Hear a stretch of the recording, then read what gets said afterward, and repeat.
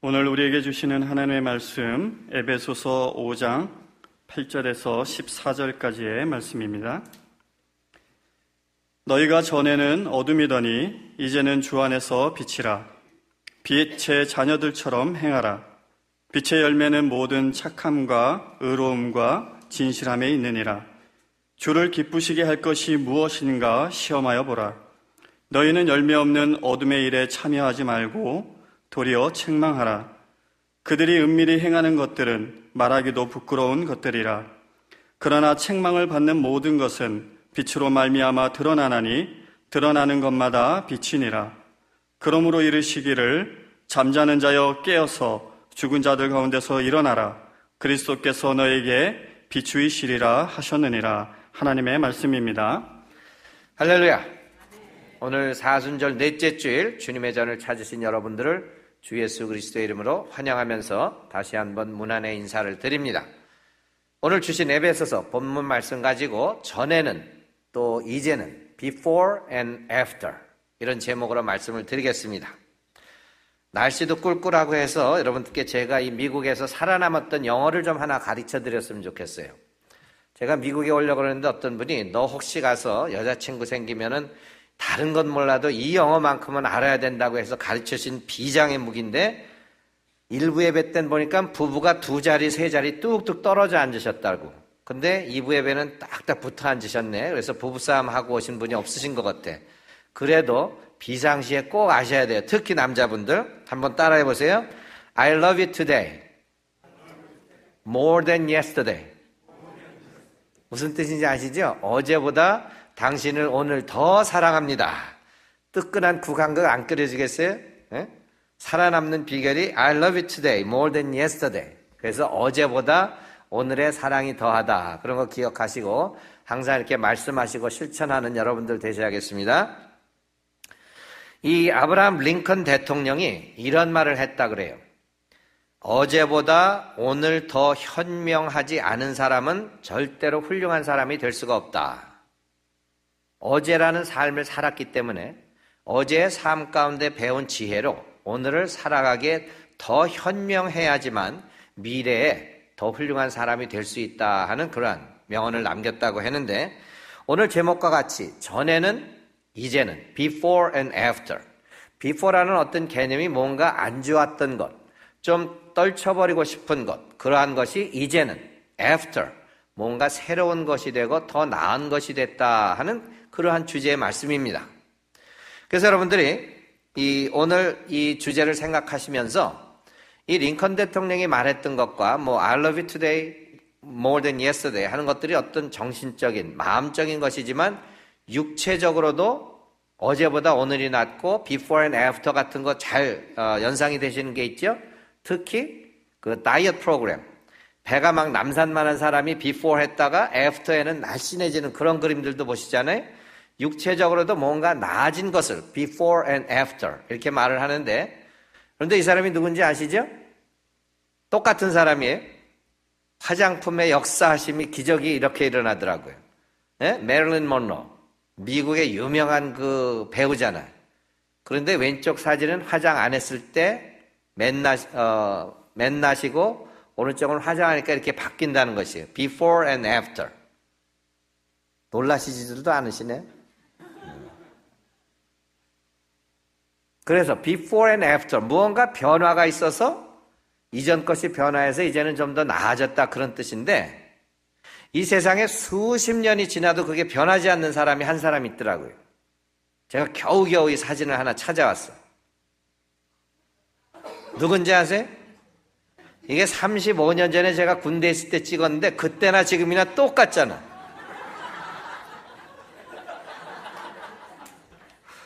왜 이렇게 웃으셔? 안 똑같아요? 착각은 자유래니까. 이전 것은 지나갔고 새 것을. 이제 오늘의 주제가 에베소서를 통하여서 어둠을 밝히라. 본문 말씀 5장 8절은 이렇게 시작합니다. 너희가 전에는 어둠이더니 이제는 주 안에서 빛이라. 빛의 자녀들처럼 행하라. 우리가 세상에 빛으로 오신 예수님을 알기 전에는 어둠 가운데 살던 인생들이었어요.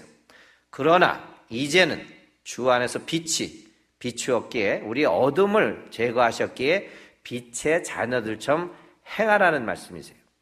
우리의 기독교의 메시지는 단지 생각으로, 마음으로만 멈추는 것이 아니고, 우리 야고보 선지자가 말했듯이 행함이 없는 믿음은 죽은 믿음이다 했듯이 살아서 역사하고 우리 삶 가운데 행하여져야 하는 그러한 믿음이라는 것이에요.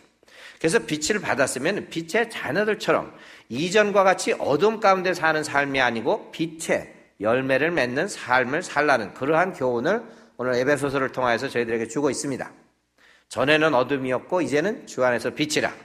그러면 어둠의 삶은 어떠한 삶인가? 오늘 에베소서 본문 위에 있는 3절 4절에 보니까요, 음행과 온갖 더러운 것과 탐욕은 너희 중에 그 이름조차도 부르지 말라.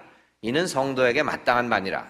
누추함과 어리석은 말이나 희롱의 말이 마땅치 아니하니 오히려 감사하는 말을 하라. 결국 우리가 예수님을 만나기 전에 그 어둠 가운데 살던 삶은 음행과 온갖 더러운 것과 탐욕과 누추함과, 이것이 영어 번역으로 하면 좀 외설 같은 그러한 말들을 하는 것과 어리석은 말이나 희롱의 말까지도 마땅치 않고, 그 다음 절에 보면 이 모든 것이 우상숭배와 같다고 했어요. 여러분들 10계명 중에서 제 첫 계명이 뭐죠? 우상숭배하지 말라는 것이잖아요. 그러하듯이 우리가 어둠 가운데 행했던 이러한 삶은 10계명의 첫 계명을 범하듯이 정말 죽음으로써 갚을 정도의 심각한 그런 삶을 살아갔다는 것이에요. 그러나 그러한 사람들이 바뀌어서 빛의 자녀들이 되었으면 빛의 자녀들처럼 행하라 하는 말씀을 주시는데, 야고보서 3장 17절에 보면 그 빛의 삶이 위로부터 난 지혜는 첫째 성결하고, 다음에 화평하고 관용하고 양순하며 긍휼과 선한 열매가 가득하고 편견과 거짓이 없나니. 이거 다 금방 외워지시죠? 네, 오늘은 성경 구절이 좀 많습니다. 그래서 여러분들 주보에 성경 구절만 적어 놓으셔도 나중에 성경 구절 연결하시면 오늘의 말씀이 다 기억이 나실 텐데, 여러분들이 보시다시피 어둠의 삶과 빛의 삶은 이렇게 큰 차이가 있어요. 그리고 로마서의 13장 12절에는 밤이 깊고 낮이 가까웠으니 그러므로 우리가 어둠의 일을 벗고 빛의 갑옷을 입자. 지금 시대적으로 이제는 더 어둠 가운데에서 방황하면서 허우적대고 살 시대가 아니라는 것이, 낮이 이제 가까워졌으니 이제는 어둠의 일을 벗고 빛의 갑옷을 입어야 아직도 어둠의 세력들이 우리를 죽음의 길로 몰려고 하는 그러한 어둠의 세력에 이길 수 있도록 빛의 갑옷을 입고 살아야 할 때라는 것을 사도 바울은 저희들에게 가르쳐주고 있습니다. 그래서 우리가 알기 쉽게 어둠의 삶과 빛의 삶, 그것을 비교를 해보겠는데요. 우리가 어둠의 삶을 산다 하는 것은 우리 삶 가운데 어떤 모습으로 나타나느냐? 우리 이웃에게 해를 끼치게 됩니다. 말로든 육신적으로든 물질적으로든 남에게 해를 끼치는 삶은 어둠의 삶이에요. 두 번째로는 나의 마음에 안 들고 나의 마음에 거슬리게 하는 것을 가차없이 쳐내고 배척하는 그러한 삶이 어둠의 삶이라는 것입니다. 그리고 내가 한 번 당하면 10배로 갚아줘야 속이 시원하는 그러한 가차없이 보복을 꼭 해야만 하는 삶은 어둠의 삶이라는 것이에요.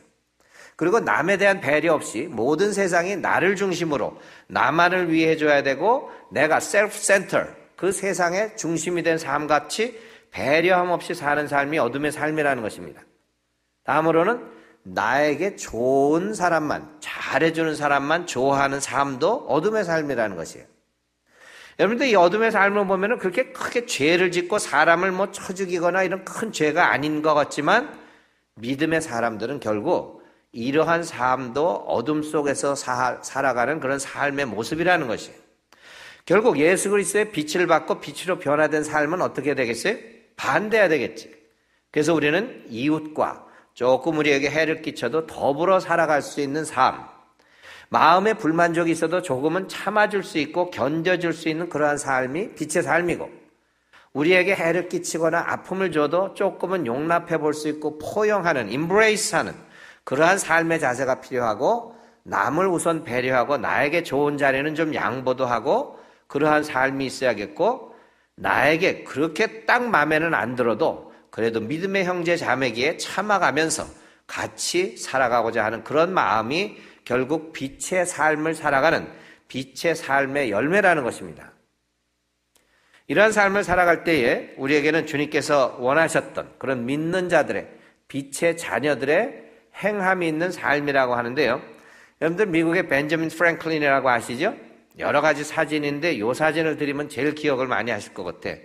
이게 100불짜리에 있는 사진이죠? 벤저민 프랭클린 누구예요? 미국 독립을 하는데 큰 공헌을 했던 사람이고, 펜실베니아, 유펜, University of Pennsylvania, 그것을 설립하는데 크게 헌신을 했던 분이고, 또 필라델피아에서 그 신문 에디터로도 여러 가지 공적을 세운 그러한 사람인데, 이 사람이 옛날에 살던 동네에 이렇게 불도 없고 껌껌한데 그때는 이렇게 등잔불, 기름 넣어서 키던 그런 등잔불을 사용하던 시대였답니다. 근데 이 사람은 그 등잔불을 집 문 밖에다가 그걸 켜놓더래요, 매일. 그래서 주위의 이웃들이, 아니 저 사람은 지금 기름값도 비싼데 방 안에 켜놔야 그게 화나지 어떻게 그 밖에다 길에다가 그렇게 켜놓으면서 기름을 낭비하는가 그랬는데, 점점 한 집 두 집 그 사람이 왜 그거를 길 밖에다 내놨는지 알아가면서 한 집 두 집 그 등잔들을 자기 집 문 앞에다가 켜놓기 시작했답니다. 그것이 오늘날 그 가로등이 되었던 기원이라고 해요. 결국 우리에게 빛이 비추었다고 하는 것은 등경 아래 두다거나 집안에만 꼭꼭 모셔두고 우리만 즐기라고 하는 빛이 아니고, 결국 이웃에 대한 배려함과 이웃에 대한 용납함과 포용함과 그러한 것이 나타나게 다른 사람들에게 기여할 수 있는 그런 빛의 삶을 살아야 한다는 것을 저희들에게 가르쳐주고 있습니다. 그 어떤 분이 삶의 종류라는 것에 대해서 말씀을 하셨는데, 정필더 목사님이라는 분이 삶의 종류를 4가지로 이렇게 정리를 하셨는데, 여러분들은 삶의 종류, 어떤 종류의 삶을 살아가시는가 한번 스스로 판단해 보세요. 첫째로는 빛의 열매 맺는 기독교인의 삶, 예수 그리스도를 믿으면서 빛의 열매를 맺는 삶. 두 번째는 예수 믿고도 적당히 살아가는 삶, 간에도 붙었다, 쓸개에도 붙었다, 필요한 대로 믿는 건지 안 믿는 건지 하는 삶이 있대요. 또 어떤 사람들은 예수는 전혀 믿지 않지만 그래도 사회나 이웃에게 해를 전혀 끼치지 않고 착하게 살아가는 사람. 네 번째로는 예수를 믿지도 않고 하는 짓마다 불의와 거짓된 삶을 살아가는 삶이 있다는 것이에요. 여러분들의 삶은 어디에 속하십니까? 제가 다 알면서도 물어보는 거예요. 다들 첫 번째 삶인 줄로 믿습니다? 아멘 소리가 성가대밖에 안 나오시네. 빛의 열매 맺는 기독교인의 삶을 살아가는 저와 여러분들인 줄 믿습니다. 네. 그런데 이러한 삶의 종류가 여러 가지 있는데, 여러분들 인도의 많은 성인들인데 특히 간디나 데레사 수녀, 그런 사람들의 삶은 많이 존경을 받고 우리 기독교를 믿는 사람들에게도 본이 되는데, 이 간디라는 사람이 많은 회중들에게 이제 좋은 훌륭한 연설을 하고 이제 떠나가면서 기차 정거장에서 이렇게 환송을 받습니다. 그런데 이 회중들이 너무 고마워서 새 신발을 이렇게 한 켤레를 사드렸대요. 그리고 이제 악수하고 헤어지기가 서운해서 인사를 나누다가 시간이 늦으니까 기차가 벌써 막 떠나더래요. 그래서 간디가 허겁지겁 그냥 기차에 올라타다가 새 신발을 한 짝을 뚝 떨어뜨렸네. 그러면 여러분들 어떻게 하겠어요? 아이고 내 새 신발, 기관사 참 멈추시오, 난리 피는 사람들이 있었을 텐데, 간디는 잠깐 생각할 겨를도 없이 남은 한 짝을 휙 벗어서 그냥 거기다 던져버리더래요, 밖으로. 그래서 그 승무원이, 아니 그 새 신발을 한 짝이라도 간직하시지 왜 그걸 던져버리냐 그랬더니, 그거 찾아서 한 사람이라도 제 켤레를 신고 다니면 좋지 않겠소, 그러더라는 거예요. 우리의 삶 가운데 그런 모습이 있나요? 우리가 어떤 때는 남에게 보이기 위해서 혹시 생각해보고 야 이게 득이 될 것 같으니까 뭐 이렇게 해보는 적은 있겠지만은 그게 삶에 배워야 한다는 것이에요. 아주 우리 몸의 DNA에 그러한 삶의 태도가 있어서 물어보고 자시고 뭐 할 거 없이 그냥 그런 경우에 남을 배려해 줄 수 있고, 내가 그거 한 짝 가지고 버티면서 기관사 욕먹이고 그럴 거 없이 그거 찾는 한 사람이라도 복된 삶을 살라. 그러한 것이 결국 빛의 열매를 맺는 삶이다. 그런 교훈을 주는 예화가 있습니다. 오늘도 주님께서는 저희들에게 일어나 빛을 발하라. 에베소서 5장 14절에서 16절 말씀이 그러므로 이르시기를 잠자는 자여 깨어서 죽은 자들 가운데에서 일어나라. 이전까지의 모습이 그 죽음 가운데 어두움 가운데 남을 배려하지 못하고 나만을 생각하고 복수를 해야 하고 그런 삶을 살았으면은 이제는 그런 죽은 자들 가운데서 사는 삶같이 살지 말고 일어나서 그리스도께서 너에게 비추이라 하셨으니 너희가 어떻게 행할지를 자세히 주의하여 지혜 없는 자같이 말고 오직 지혜 있는 자같이 하여 세월을 아끼라. 때가 악하느니라. 여러분들이 에베소서를 1장부터 보시면요, 이 지혜라는 말이 여러 번 나옵니다. 이 지혜는 세상에서 학교나 교육기관에서 배운 그런 지식이 아니고 오직 주 예수 그리스도께서만 줄 수 있는 하늘의 신령한 지혜를 얘기하는 것이, 그 지혜만을 힘입어 살 때에 결국은 빛의 자녀로서의 행함이 있는 그 삶을 살 수 있다는 것이고, 지금 세월이 너무 악한 때예요. 그렇잖아요? 상상할 수 없는 일들이 매일매일 일어나는 이 때에 세월을 아끼라 하는 말씀을 하시기에 야고보 선지자는 4장 14절에 내일 일을 너희가 알지 못하는도다. 너희 생명이 무엇이냐? 너희는 잠깐 보이다가 없어지는 안개니라. 그렇잖아요? 안개가 아무리 짙게 아침에 깔려도 해가 뜨면 다 없어지듯이 그러한 것이 인생이라는 것이에요. 우리가 50 지나고 60대 가면 인생이 어떻게 간다고요? 60마일로 가고 70대면 70마일로 빨리 지나간다 그러고 80대면 80마일 마구 달려가는 게 인생인데, 그 인생을 하루를 살더라도 주님께서 원하시는 것은 빛의 자녀로 그 열매를 맺으며 살라고 하는 것입니다. 또 4장 17절에 보니까 그러므로 사람이 선을 행할 줄 알고도 행하지 아니하면 죄니라. 이것이 무슨 말씀이? 악을 안 한다고 해서 그것이 다 선한 사람으로 보여진다는 것은 아니란 말이에요. 선을 행해야 되는 것을 알면서도 눈 돌리고 고개 돌리고 등 돌리고 살아가는 인생들도 죄를 짓는 삶이나 마찬가지라는 것입니다. 여러분들 나의 이웃이 누구오니까 할 때 선한 사마리아인들의 이야기 아시잖아요.